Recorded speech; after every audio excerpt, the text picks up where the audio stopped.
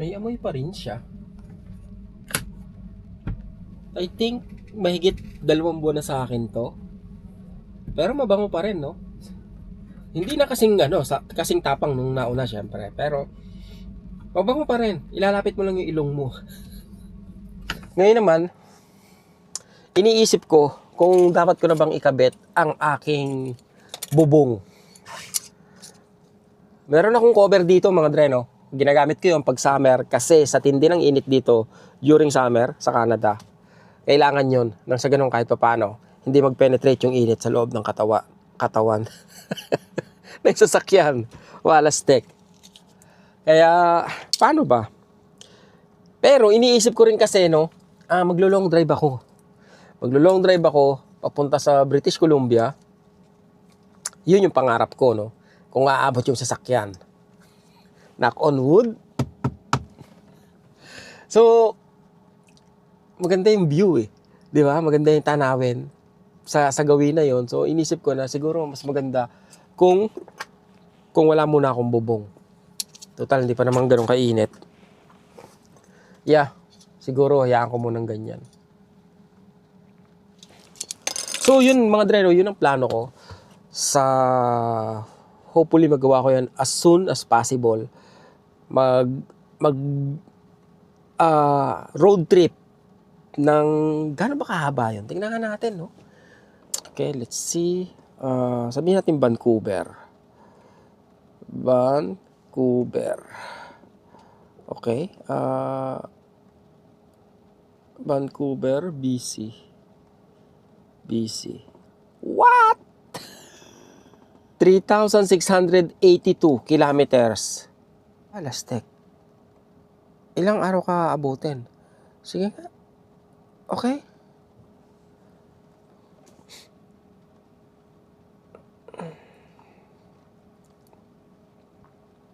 Tagal niya isipin, di ba? Usually, mabilis lang yan eh. Pero dahil ganun kalayo, wow. 58 hours and 58 minutes. Meron akong 37 na charging stop. Wow. What? So, lalabas na 5,168 kilometer. Ganon? Ang dami kong napatagal, no? Definitely, syempre. Ingersoll, Ontario. Ano yung MI? Miami ba yun? Pero Illinois, what? Sa US ako dadaan? Ano yung IA? Eto. Bosselman. WY. Hindi ko na alam to mga lugar na to, mga dre, no? 37 stop. I think not bad. Tingnan ko kung wala akong charger na gagamitin, I mean kung hindi ako magcha-charge, kung gas car, tingnan natin kung ilang araw o ilang oras sa abutin. Okay? Vancouver, maps. Let's see, direction. Galing dito sa amin. Nahirapan siya mag-compute, no? 45 hours. So, ang off ko is what? 13 hours? Dahil magcha-charge ako. No, I think, iba yung daanan na to. Yung daanan dito sa Google Map, tsaka dito sa Tesla. Kasi nga, kailangan niyang, ano bang tawag dito? I-modify yung dadaanan na madaanan ko yung mga charging station. And, hindi, gusto ko dumaan sa ayoko dumaan sa US. Pwede ba dito ako? Ibang daanan. Fewer stops. Fewer stop, magiging 28 stop. Pero, saan ako dadaan nun? Ontario, Madison. Ano may Madison? Manitoba.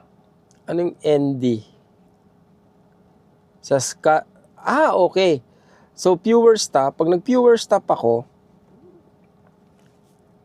mas tatagal, magiging 62 hours. Pero ang daan ko nun, Saskatchewan. Pag mas mabilis, 58 hours, ang daan ko is US. And I think, obviously, hindi ka nagmamadali sa paglo-long drive, di ba? Sa pagro-road trip. Yeah, I think the point is, ma-enjoy mo yung road trip. Dahil kung nagmamadali ka makapunta sa pupuntahan mo, mag-aeroplano ka.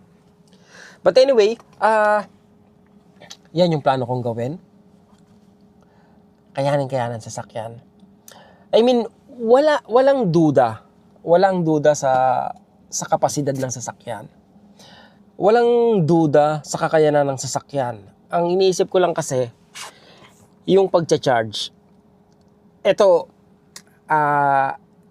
na-anticipate ko yung pwedeng maging problema. Dahil nga palaging fast charging yung gagamitin ko, andun yung possibility na magkaroon ng problema. Hindi yung battery, kung hindi yung parts na nagkocontrol sa fast charging. Kasi 37 stops yun mga dre, no? So ang dami yan. Sa bagay, hindi naman every 2 hours ako magpa-fast charge dahil definitely kailangan ko magpahinga pagdating sa gabi. O may mga araw na hindi ako babiyahin ng malayo. Kasi let's say, dumaan ako sa Saskatchewan. Siyempre, puntahan ko si Mark. Siguro mag-stay ako doon ng 1 or 2 days. O kaya, 3 days. Ubusin ko lang yung pagkain sa rep nila, yung ganon. Di ba? Istorbohin ko siya ng husto. So, yun lang yung worry ko, no? Na magkaproblema ako sa pagcha-charge dahil sa dami ng fast charging na gagawin ko. Pero other than that, 60 hours. Ang pinag-uusapan sa 60 hours na yon ay dire-diretsong biyahe nang ang pahinga mo lang ay pagcha-charge. Pero dahil nga ang gagawin ko is mag-i-stay ako sa bawat province na madadaanan ko. Hindi naman every province or every city na madadaanan ko. Ang binibigay kong time sa sarili ko para from here, mula rito sa Montreal, papunta sa Vancouver, is 2 weeks kasama yung mga stop. Actually, wala nga akong malinaw na idea. Parang gaano kalayo yung Saskatchewan or whatsoever. Hindi ko alam, no? Basta ang plano ko lang is, let's say, okay, makarating ako sa Winnipeg, mag-stay ako doon. Pagkatapos, hindi ko alam kung kailan ako makakarating doon. Parang walang malinaw na idea. Kaya ng dati mga dreno, tirang bahala na. Bahala na pero may plano. Alam niyo yun? Alam ko kung saan ako pupunta. Ngayon, ang hindi ko alam is yung mangyayari between mula rito sa Montreal hanggang sa Vancouver. Basta alam ko sa Vancouver ako pupunta. And I think yun yung importante. Ngayon, between doon sa dalawang province, kailangan ko ma-enjoy yung isang mahabang road trip. 'Di ba? So, I think ang daming pagkakataon. Daming oras para to connect with nature. Boom. Kaya. Na-share ko sa inyo mga dreno, yung pinaplano ko lang. Soon. Gagawin ko yan. Sobrang soon. Gagawin ko yan. Next week maybe. 'Di ba? Na lang ako, kumbaga na-excited ako. At the same time, paano ba? Yun nga, no? Medyo hindi ko masyadong alam eh. Mahina ako sa geography at ayokong masyadong mag-ubos ng oras sa pagpaplano. Alis ako, okay. Boom, alis, 'di ba? So, kung saan ako abuti ng gabi, siguro doon ako, iniisip ko nga, paano yung paliligo ko sa mga truck stop, 'di ba? O kaya pwede naman akong mag-skip ng ligo. It's gonna be fun. At the same time, paano ba? Kinakabahan ba? Masasabi bang kinakabahan? I don't know. Kasi naiisip ko na yung mga senaryo eh. Okay, what if nasa kalagitnaan ako ng Canadian Rockies, 'di ba? Let's say on the way to Vancouver ka na, kung saan kumbaga mahaba yung highway, tapos biglang bumigay yung sasakyan mo. So, tatawag ako ng tow truck. Magkano yung charge nila? Sana $200 lang. So, alam niyo yun, I'm trying to prepare for the worst. And the worst thing na pwedeng mangyari is bumigay yung battery ng sasakyan na okay, hahatakin nila, di ba? Pagkatapos, pag hinatak nila is sabihin nila, we need to change your battery. Yun. Di ba? So, cover pa naman ng insurance yon, ng warranty yon. I think it's all good. Kumbaga, yun lang yun lang pinaka-concern ko. And I think, yun yung biggest elephant sa biyahe. At, ang pinaka-malaking mga gastos ko lang pag nagkataon, is yung towing. Pagpapato nitong sasakyan para sa service center ng Tesla. Not bad, di ba? Pero sa dami ng yung fast charging, 37.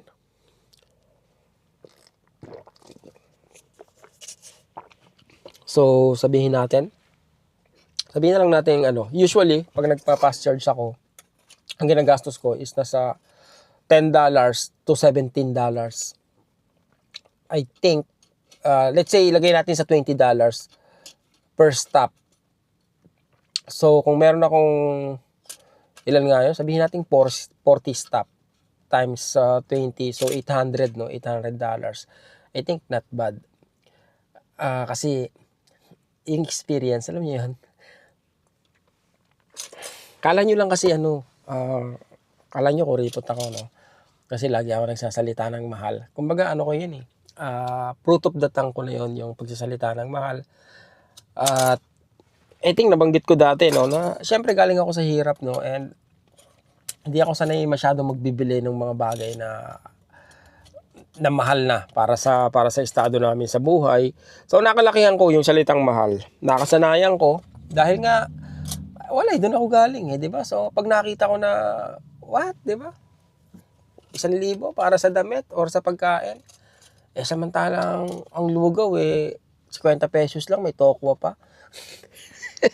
Yung ganon. So parang naturalize ako yun. Kung magkakasama sa package ko yun, no? Mahal, may salitang mahal. But anyway, hopefully, ako po, excited. Kuya Bob, any suggestion? Ang daan ko is, so, eto pala, no? Total, nandito na rin lang tayo, di ba?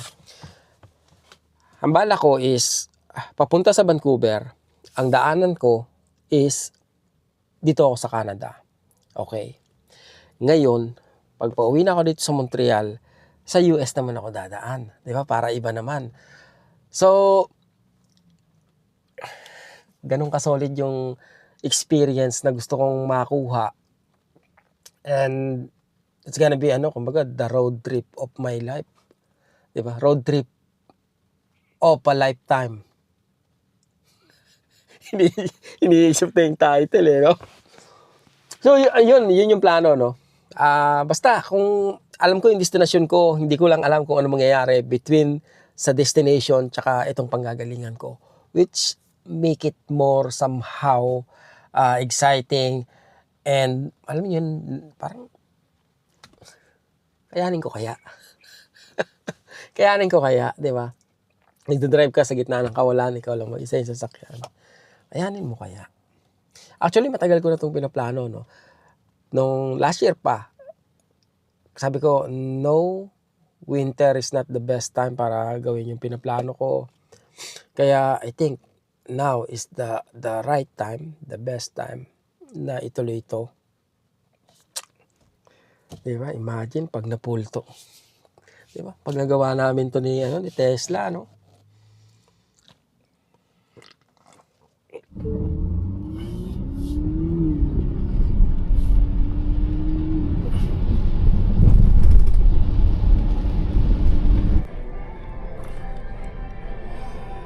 Drone. Naisip ko kung kailangan ko ng drone eh. Lahat ng pagkakagastosan, no? Okay. Ba? Okay. Ito yung ano to? Packet 4. Okay. So ganito pala siya. Parang kailangan mo talaga nito. Ano ba to? Battery? O handle? Kasi kung ganito lang siya, parang maiksi siya. Kailangan mo ng handle. Okay. Kasi kung ginagamit mo siya ng actual, parang awkward. Kung ganito lang siya, awkward sa control.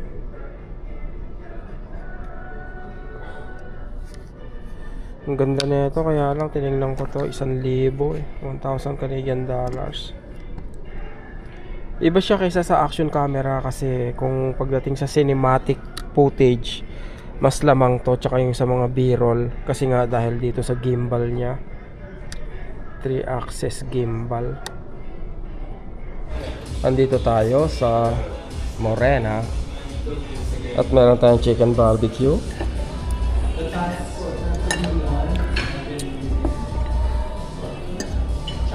Even yung nila, pork barbecue nila rito, ang lambot din.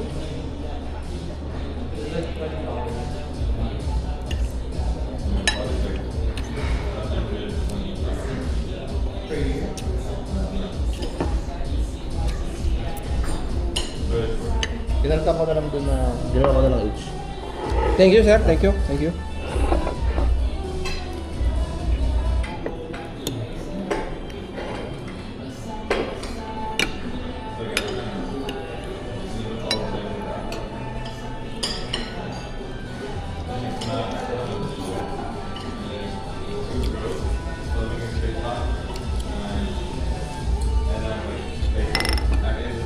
Kung mahilig kayo dun sa yung sweet na medyo maalat na maasim-asim na barbecue, para sa inyo to.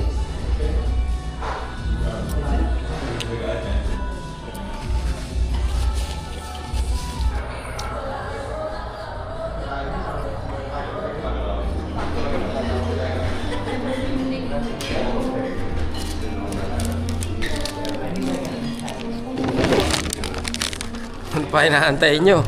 Barbecue na. Bumili akong siomay para sa para sa kinabuhi. Para mamayang hapon.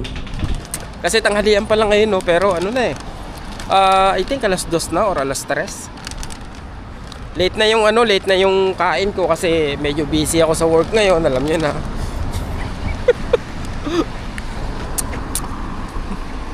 Baka may tinga ako, masita ako ng mga pulis eh. Pakain-kain sa labas, wala naman trabaho. Diba? Agala-agala, walang trabaho. Hanggang ngayon, di pa rin nare-realize kung ano yung ginagawa ko. Parang wala pa rin silang idea sa sa mundo.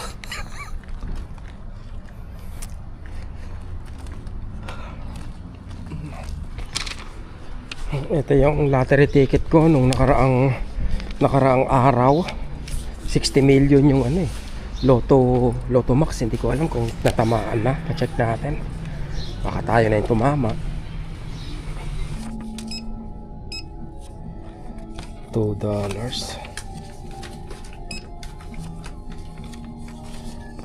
Double participation. So panalo tayo ng ticket tsaka ng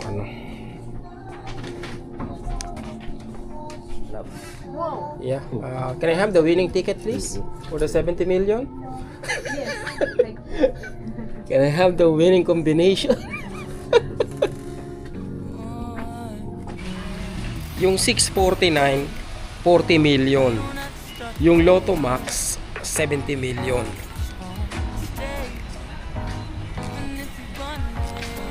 Eto na daw eh. Sabi niya, eto na yung mananalong ticket. Binigay niya na sa akin eh.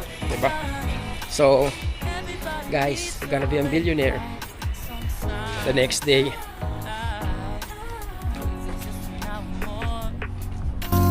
What's the rush?